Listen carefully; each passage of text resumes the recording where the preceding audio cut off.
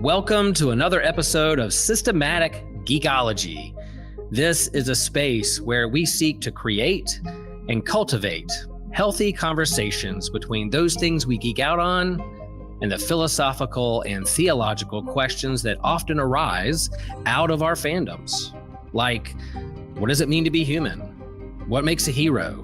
What makes a villain? How do the stories and narratives we geek out on shape how we live in the world? We are your priest to the geeks. We aren't all ordained, but we see ourselves as mediators at the intersection of geek culture and going deeper in our faith. We don't always have to agree, but we do respect each other, and we see everyone as a beloved child of God. Everyone geeks out on something, so come geek out with us and enjoy the show.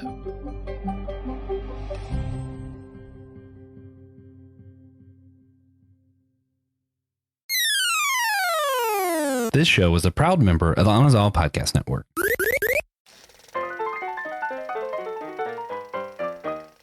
Are fortune and glory worth dying for? Well, today we're going to find out as we're talking about Indiana Jones and the Temple of Doom, one of my all-time favorite films. Back with the last episode this summer for the Systematic Geekology Summer Drive-In. I'm really excited for this. So each year we have 5 different bonus series that we do on Fridays, usually shorter segments just for fun at the end of the week. We have our Halloween drive-in, our Christmas drive-in. We do an icon series at the beginning of the new year. We have a spring bonus series that changes yearly what it is. And then, of course, we have the one that started all, a classic, the Summer Drive-In series, where we just kind of pretend like we went to a drive-in talking about a movie for the first time. I'm really excited today. We're talking about Indiana Jones and the Temple of Doom. I think it's my favorite movie. Sometimes I switch between it and Star Wars A New Hope, but usually I think I'll say Indiana Jones and the Temple of Doom. I'm Joshua Noel, here with the one and only Pod Almighty TJ Tiberius Juan Blackwell. Good to have you, TJ. Thank you. Yeah, I mentioned this is the last one for the summer, so we're excited. This summer we've been doing prequels to go along with the annual theme on Systematic Geekology of the Faces Behind Us. We've been talking about prequel films this summer. We've talked Star Wars Revenge of the Sith. TJ and I did, we didn't do Lion King 1.5, somebody else did. We did some other Disney one. Monsters University. Yep, Monsters U. Yeah. We had a lot of fun ones this year. Alien, Prometheus, one of those was on there, something like that. And next week, there's going to be a bonus. We recorded an extra. So if you're a member, even a free member of our show, you can hear Kevin Schaefer and myself talk about Rise of the Planet of the Apes. So come back next week for that. As long as you're a member or a free member, you can hear one more drive-in after our last one that we're doing today on Indiana Jones in the Temple of Doom.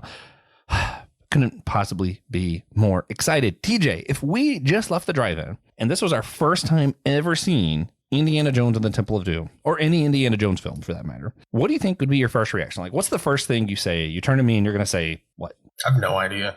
I can't imagine seeing it for the first time. Yeah.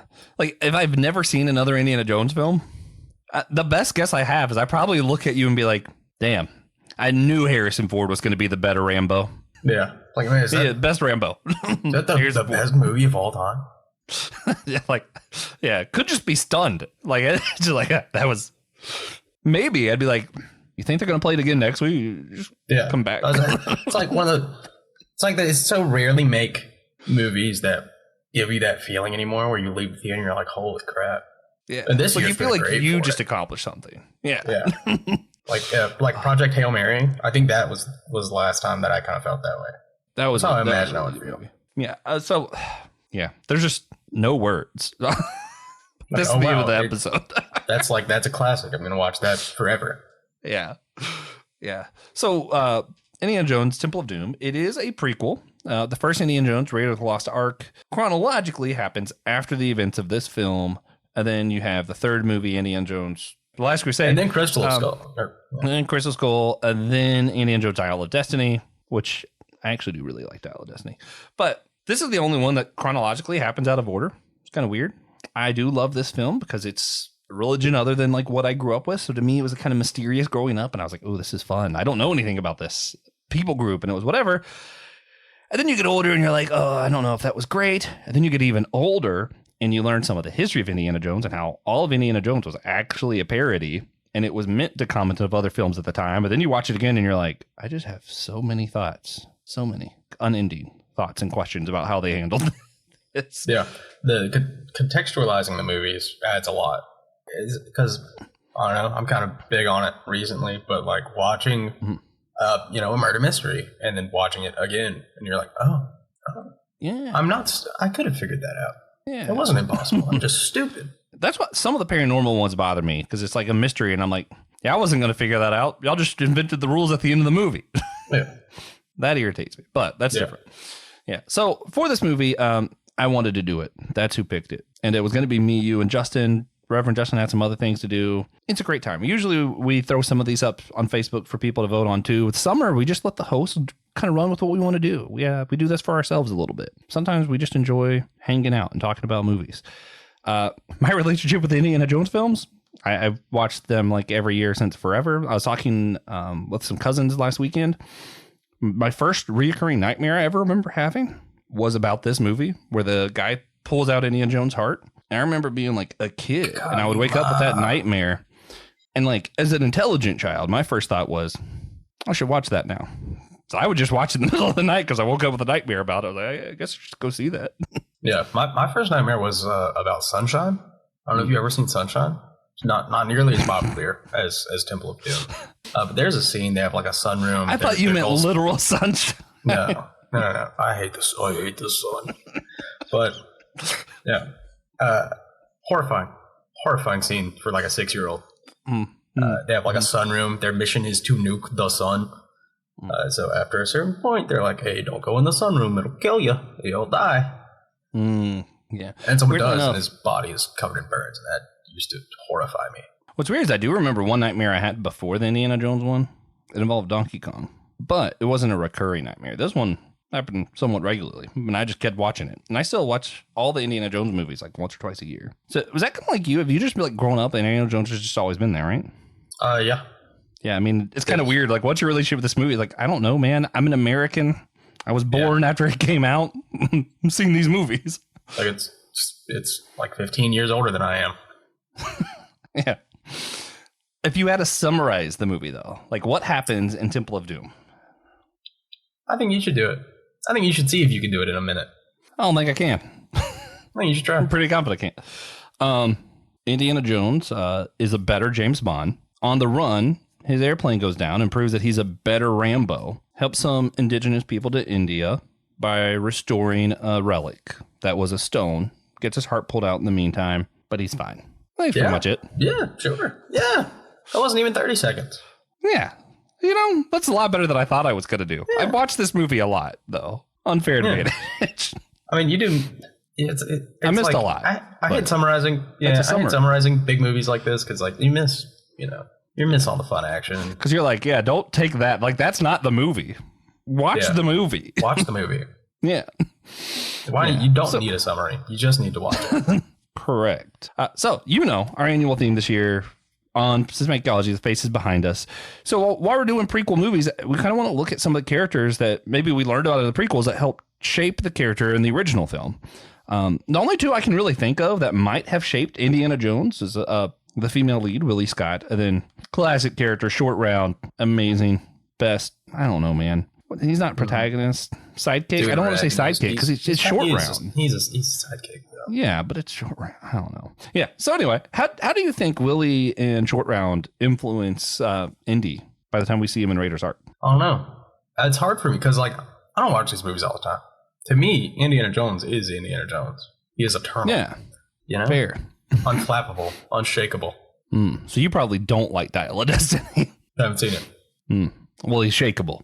But oh no. Yeah. I mean, he's shakeable, he doesn't like snakes. Yeah. I don't know. I think Short Round, it's hard to say. I really don't. I don't know. I mean, Short Round is just cool. I feel like he probably wasn't that funny. Indy wasn't that funny before this movie, probably. Yeah. Made him lighten up a little bit. Short Round made him lighten up a little bit. Yeah. Willie, I think, and then, man, I don't know how to say this in a way that's not just awful, but I feel like being with girls like Willie, because, Indiana Jones is kind of a promiscuous character for the most part. I think being with girls like him allowed him to be more open to whenever he goes back and he sees Miriam and all them and the other films, and eventually does find the love of his life in things happen, you know. But I think without girls like Willie, I don't think he ever finds himself, you know? Yeah. Yeah, I can see that. That makes sense. That's the best I got. Sorry, guys. Yeah. I mean, it's Indiana Jones. Who's he influenced by? Harrison Ford. Correct. So one of the cool things, though, so I mentioned earlier, what Indiana Jones are supposed to do is comment on other films of the time. So as much as we all like to hate on Crystal Skull, films at the time were heavily focused on aliens. So they said, hey, if we're going to be continuing to do what Indiana Jones does, we have to parody some sci-fi films. And I think it was fair game. Was it the best film? No. But I think with that context of what the films are supposed to be, it kind of makes sense. And this one, when you know that, I feel like it really, like, that beginning scene where you're like, oh, this is just Harrison Ford being James Bond, and this is just Harrison Ford being Rambo. I think it does a lot for the film, especially with, I mentioned the indigenous people of India. In the Rambo films, or films like that, they're either all bad guys, or they're all just so uneducated, not able to do anything. So we have more of a range here, and Indy doesn't just save the day. There are good guys and bad guys who are from this place. So, like, there's much to be desired on how it handles, you know, foreign people. But it still sheds a light on how that's handled in other films and how it's not great. So, like, I feel like it pushes the envelope in the positive direction, but there's still much to be desired, you know? Yeah, it adds a lot. The different lens that it gives you to watch the movie, especially at the time, I can really imagine how, you know, just like, oh, this is kind of like Rambo. Yeah. Yeah. Well, and you know, there is that whole, the white savior complex. Like, it's always the white guy has to go save the day.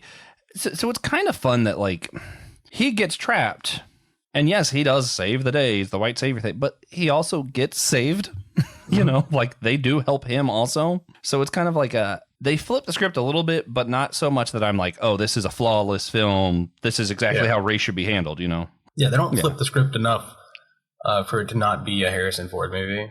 Yeah, but they're still obviously pointing out some of the flaws that's in Rambo, even while going, hey, wasn't Rambo awesome? Yeah. Which it is. Rambo is awesome. Yeah, and Rambo 2's extra awesome. Yeah, correct. Because the bad guys are white people. Bad guys are cops. Yeah, I like when Harrison Ford fights the Irish people, actually. Yeah, it's pretty sick. So, I'm just going to keep making other action film references. So what is it about Temple of Doom that you really love? And is there anything you don't love about the movie? I don't know. I'm not a big fan of cults. You know, like the big over-the-top fantastical. So you're not going to join sacrifice. Me and my... Okay. Are you doing like human sacrifices? I got like a reasonable cult. It's fine. You know, I was just going to see who shows up for the most recordings and who doesn't. And we'll just, you know. Oh, yeah. It's a super, not me. You, Christian, Kevin. Yeah, but I mean, you don't show up for the least amount. I don't. That's true. Yeah. So probably like most things, I would be around. Yeah. No, I mean, I think I love almost everything about this film. Even the stuff that I don't love, I still love. And I mean, like, that's, I don't know. It's hard to explain. Like, Willie's character is annoying. She is incredibly annoying. But also, again, understanding that this film's trying to parody other films of its style, like, of the time. And I'm like, yeah, I understand why they had an annoying damsel in distress and showing why that's not a character in real life. And they had to be really exaggerate about it. And I'm like, yep, nope. I don't love the character. But just because I know, like, what the film is supposed to be, I still kind of love it. It's hard to explain. It's kind of like rose-tinted glasses. Yeah. Yeah. The problem is knowing that it's at least partially parodying things. It's almost like the wrong answer is still the right answer. It's kind of cheating. It is cheating. Yeah. And you can't. Yeah. Which makes it unfair if you're like, oh, yeah, but it's supposed to be bad. That's one of the. Like, it's hard to critique parody because someone's always there. Like, it's supposed to be bad. It doesn't have to be. Yeah. I think this is a great example of that. It's not. It's not bad. It's annoying. Yeah. Indiana Jones is both a parody and just a good action film at the same time. Mm-hmm. Yeah. Yeah. Which is kind of a lost art. Oh, yeah. Yeah. Honestly, I still love the ripping the heart out scene. Like, I'm like, you know, yeah, of course, the visual effects don't live up to today's standards. It's still pretty cool. Yeah, it is. And I think if we're slogging these in with parody films, they exist in an echelon above so many others in terms of good, fun movie to watch. Like, it's at the very top of parody film. It is Temple of Doom, Raiders, not as noticeably, and Blazing Saddles. Blazing Saddles was funny. Also, I actually like 100 or A Million Ways to Die in the West, whatever it was. That was funny. I don't know if that's a parody as much as it's just straight comedy. But Hateful Eight. Adam Sandler, Hateful Eight. I have a soft spot for Adam Sandler, so maybe. Yeah, I do love Adam Sandler. I think it's also really good. Yeah, Short Round also is probably why this is my favorite Indiana Jones film. To be fair, I don't know if he does a lot to change Indiana Jones' character, but God, Short Round is just so funny, and he just gives me so much joy watching him go down like the little cart ride and stuff. And I'm like, yeah. Ever since I was a kid, I'm like, I want to do that. And now they're building an Indiana Jones coaster in Animal Kingdom, and I'm like, I'm going to do that. Mm-hmm. Yeah, that feeling has never gone away. Actually, I just hope it matches the movie. Not because I particularly care, but because if we go and it doesn't, Josh is going to be like, that doesn't match at all. I'm really disappointed. Or it would be okay if they were like, didn't try to match the movie. They were like, this is just another adventure Indiana Jones did that wasn't in the movies. That's cool. That's fine. Yeah. Because it isn't. But if there's like a Short Round cardboard cutout. Nah, that's going to just make me mad no matter what. Yeah.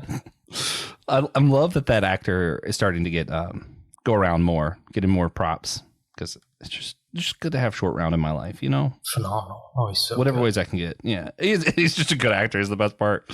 Yeah. Anything else you want to say about Temple of Doom, the phenomenal classic that we watched at the drive-in and were just speechless after, and then recorded 20 minutes of silence for a podcast? Yeah, I think, to me, when I think Indiana Jones, I think Temple of Doom. Really? Yeah. Wait, are you with me on like, is Temple of Doom your favorite? Or is it just the first one you think of? It's just the first one I think of. Okay. It might be. Yeah, because most people, like, it's Raider of Ark, you know what I'm trying to say. Raiders of Lost Ark or Last Crusade. Yeah. That's most people's favorite. I love Temple. I've always loved Temple of Doom. Every like when he's running across the bridge, the crazy stuff in the river down below, like every part of it, I'm like, oh, this is great. Like I have everything I need from like a good spy film and a good Rambo film packed into one, and it has Harrison Ford and Short Round, and I'm just like, every part of this just brings me so much joy. The score's phenomenal. This was the first time I ever learned about other religions outside of Jewish Christian stuff. I was like, yeah, what's a Hindu? I mean, it's not portraying things accurately, but like, it's the first time I saw any of that. I think it awakened some kind of curiosity in me from a young age. Like, I don't know. This film is integral to me as a human. Mm-hmm. Also, in case you're not familiar, what we were talking about, Ke Huy Quan is Short Round. Like, from Parasite. Yeah, that's probably important to throw out. Yeah, and the Goonies. He's incredible. Stuff. Incredible actor. Yeah. Yeah, well, we could do a whole thing. I was on Ryan Doe's podcast, one of his podcasts a while back, and talked about this, so maybe I can find that and link it. We could do a full episode if you guys want us to. Just let us know, because I will do an Indiana Jones series. I'm down, but you guys let us know. This is just a short little drive-in episode, so we do have to wrap this one up. Question we've asked every episode this summer, TJ, if we were designing a flavored tea or lemonade to go along with Temple of Doom at the movie, what tea or lemonade are you having at the Temple of Doom drive-in? I'm going to go with blood orange and orgeat. Mm-hmm. Orgeat. Wait, is that tea or lemonade? Lemonade. I feel like it's got to be something native to India, you know? So I'm thinking like mango or something. Jackfruit maybe. Yeah. I could see like a good jackfruit tea or lemonade. But I also feel like it needs to have some kind of kick. I feel like we need to have some kind of spice in it or something. Yeah. I don't know, man. Maybe a mango spiced tea. Chamoy, which is Thai, but still. Sure, why not? Yeah, I feel like it'd be good, though. Yeah. All right, cool. So let us know what you guys think as far as tea or lemonade for the Temple of Doom movie. I'm just kind of curious. I'm down to try any variety of teas and lemonades. Yeah, I just like beverages sometimes. Yeah, there's a Dutch Bros near me now, so. I'll just go over there and ask them. Yeah. What would you drink if you were about to watch Temple of Doom? You can. They'll answer. Yeah. I don't know how they find so many happy, helpful people to hire. That's great. I don't have that problem. But, guys, if you appreciated this episode, you enjoyed Temple of Doom and us talking about it, think about rating and reviewing our show wherever you listen. It does help the algorithms and get the word out about what we're doing here. We really appreciate it. Also, make sure you check the show notes for the link to the playlist of our whole series of the 2026 Summer Drive-In on Systematic Geekology. We talk all about prequels and do one really important thing for us. of course, we need you to remember that we're all a chosen people, a geekdom of priests.